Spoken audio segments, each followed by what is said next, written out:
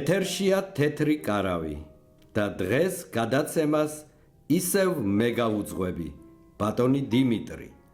დღესაც, როგორც ყოველთვის, ძალიან საინტერესო თემები გვექნება.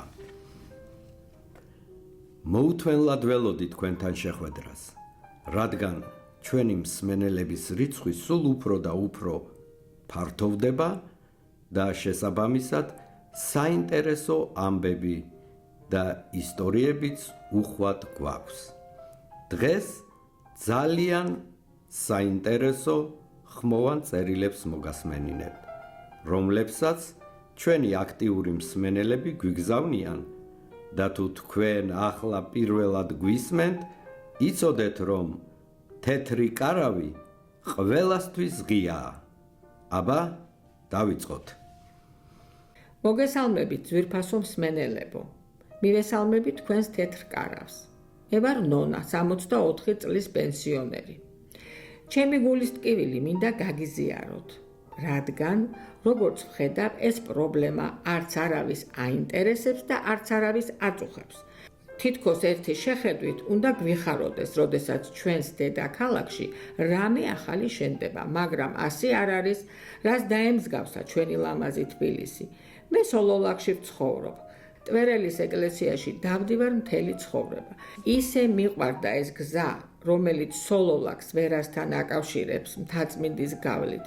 ჯერ მამა დავითი გამოჩნდებოდა ხელმარცხნივ, მერე მარჯვნივ გაიხედავდი და თბილისის ულამაზესი ხედების ფონზე სამების ტაძარი ჩანდა და ასე სიხარულით მივდიოდი ტვერელამდე. ახლა რა ხდება? არც ტაძრები ჩანს, არც ქალაქის ხედები, 1-2 ჭუჭრუტანიდან თუ მოკრავ თვალს, ასე როგორ შეიძლება მოვექცეთ ჩვენს ქალაქს. ძალიან წდება გული და ვიცი, რომ ჩემსავით ბევრი ფიქრობს. აი, კიდევ ერთი ხმოვანი წერილი უნდა მოგასმენინოთ. მეგობრებო, მოგესალმებით. მე მქვია ესმა და ვარ 57 წლის. ვცხოვრობ სოფელში. ზემო იმერეთის ერთ-ერთ ულამაზეს სოფელში. დასახელებისაგან მაინც თავს შევიკავებ, რადგან ეს პრობლემა არისთვისაც ეს ხმოვანი წერილი ჩავწერე, ვიცი რომ მოსახლეობის დიდ ნაწილს აწუხებს. რა ხდება ხალხო?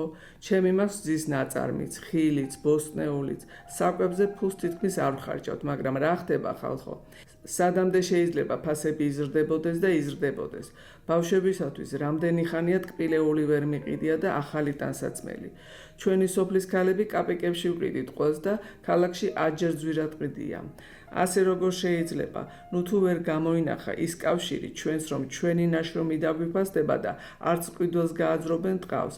არ ვიცი ასე როდემდე უნდა გაგრძელდეს. ეს იყო ჩემი საწუხარი ბოდიში თუ დაგამძიმეთ. კიდევ ერთი ხმოვანი წერილი უნდა მოგასმენინოთ.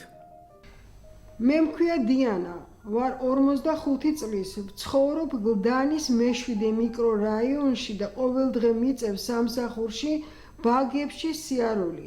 მეგობრებო, არ ვიცი, ვის მიმართო. ვიცი, რომ მარტო მე არ მაწუხებს ეს პრობლემა. 4 ზოგჯერ 5 საათი მეკარგება დღის განმავლობაში მარტო გზაში, აი მარტო მგზავრობაში. მაშინ როცა ერთი სული გაქვს ადამიანს, რომ სახლში დროზე მიხვიდე და ცოტა ხნით მაინც იყო ოჯახურ გარემოში და სითბოში. ისეთი დაღლილ დაქანცულები ვბრუნდებით, ლაპარაკის თავიც კი აღარა გვაქვს.